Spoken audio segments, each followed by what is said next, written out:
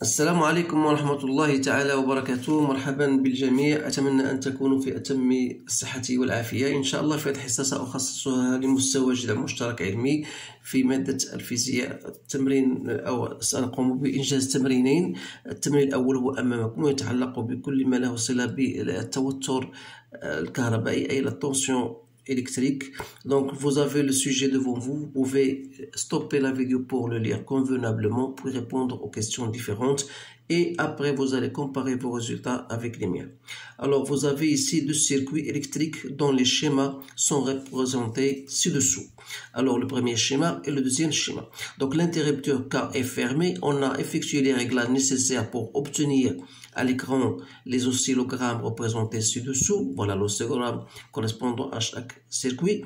Alors pour chaque oscillogramme, faire correspondre l'une des deux expressions suivantes: tension alternative sinusoïdale ou bien tension continue. On se place dans le cas du circuit 2 qui a permis d'obtenir l'oscillogramme 2. Alors, premièrement, la sensibilité verticale est de 5 volts par division. On vous demande à l'aide de l'oscillogramme 2 de déterminer la valeur de la tension maximale. Ensuite, le voltmètre indique une tension U que représente sa tension. Calculez sa valeur. La sensibilité horizontale est de 5 millisecondes par division. Déterminez à l'aide de l'oscillogramme 2 la période, puis la fréquence, bien sûr. Donc, voilà les questions différentes qu'on vous a posées. Donc, essayez de bien lire le sujet.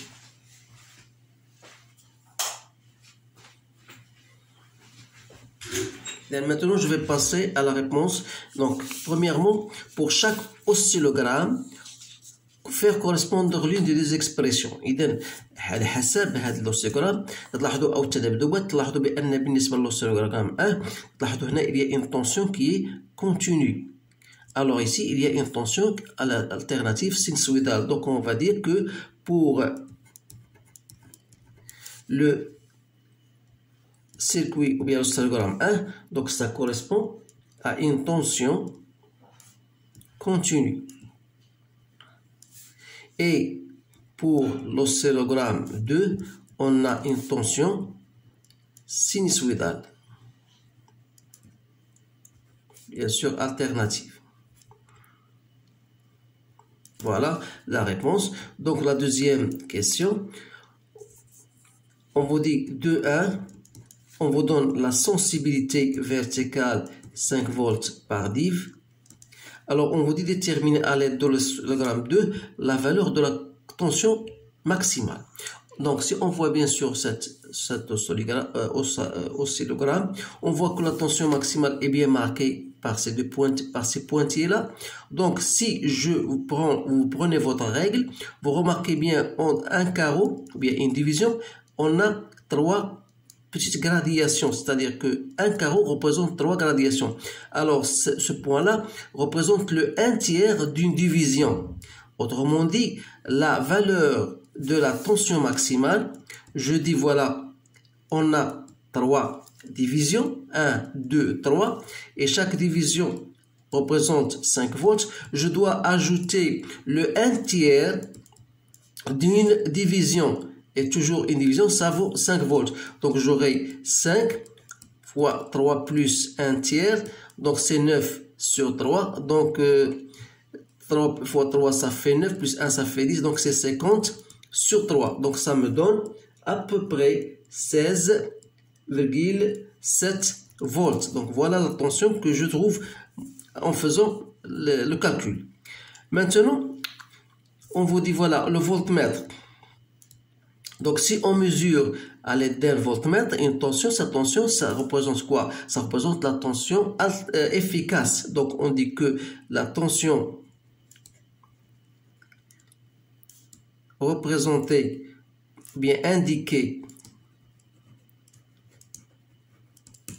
par le voltmètre représente la tension efficace. Alors, vous savez bien sûr qu'il y a une relation entre la tension efficace et la tension maximale. Donc, vous savez que U efficace est égal à U max sur racine de 2. Donc, il suffit de faire votre calcul. Donc, c'est 16,7 que je divise par racine de 2. Je trouve 11,8 volts. Voilà. Donc, la valeur de la tension. Maintenant, je passe à question 2.3. On vous donne cette fois-ci la sensibilité horizontale qui vaut 5 millisecondes par div. Et on vous demande, voilà, à l'aide de cet oscillogramme, on veut mesurer la période. Alors la période, vous savez, si je prends ce point-là, je dois arriver à ce point-là. Donc voilà la période. Ou bien je pars de là à là, donc ça revient au même. Donc, comme vous remarquez, il y a combien de divisions? Il y a 4 divisions. Donc ça veut dire que la période, donc c'est 4 divisions, comme chaque division vaut 5 millisecondes, donc ça me donne 20 millisecondes. Donc c'est la période en millisecondes. Si je voulais le convertir en secondes, je dois multiplier par 10 moins 3, c'est-à-dire 0,02 secondes. Et par conséquent, la fréquence F qu'on cherche, c'est 1 sur T, donc c'est 1 sur 0,02, ça me donne 50 Hz. Voilà la réponse à ces questions-là pour l'exercice 1. Maintenant, on va passer à l'exercice 2. Donc l'exercice 2, c'est très facile. Donc voilà, on vous donne un schéma, un circuit électrique, on vous donne les différentes tensions, bien sûr, et on vous donne la première question représentée par une flèche sur le circuit, les tensions UDE, UCB, UCN. On branche un voltmètre entre les bornes du générateur pour mesurer la tension UPN. Alors, représenter ce voltmètre sur le circuit en indiquant ces bornes. Le calibre du voltmètre étant fixé à 30 ampères, l'aiguille s'arrête devant la radiation 14 sur l'échelle. Alors, calculer la valeur UPN et en déduire celle de UNP. Donc, on va tout simplement consacrer notre réponse à certaines questions. Bien sûr, il y a d'autres questions qui suivent, mais comme le temps ne nous permet pas, on va tout simplement répondre à ces différentes questions. Alors, la première question représentée par une flèche, les tensions UDE. Voilà le point D et voilà le point E. Donc, j'ai représenté en rouge la tension UDE, c'est-à-dire qui va de E vers D. Voilà.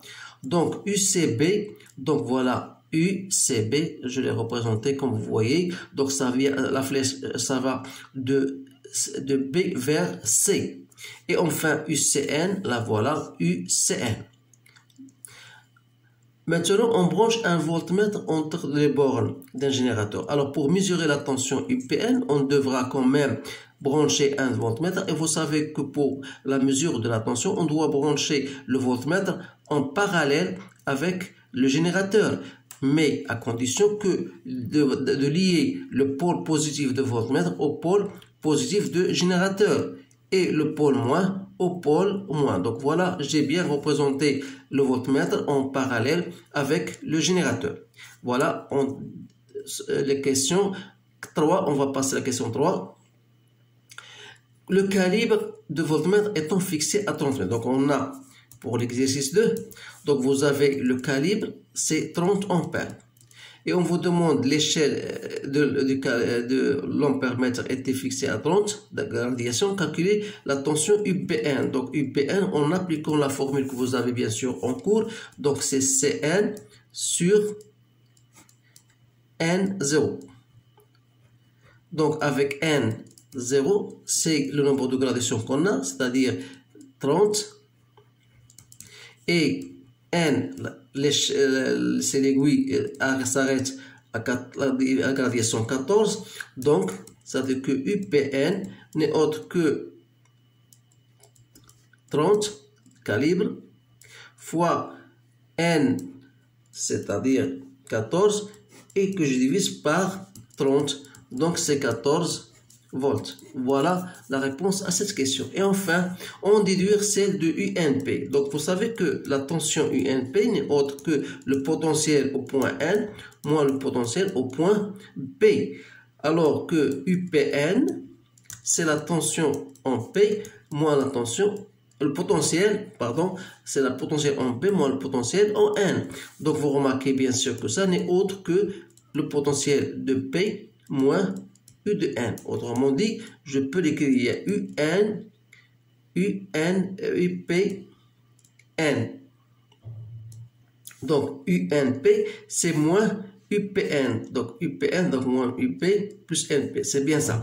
Donc, UNP n'est autre que moins 14 volts. Donc, voilà la réponse à cet exercice. Donc, c'est un exercice simple. Donc, il suffit d'appliquer ce que vous avez vu en cours, votre cours. Alors, je vous remercie de votre attention. Je vous souhaite toujours une bonne chance et je vous dis à bientôt.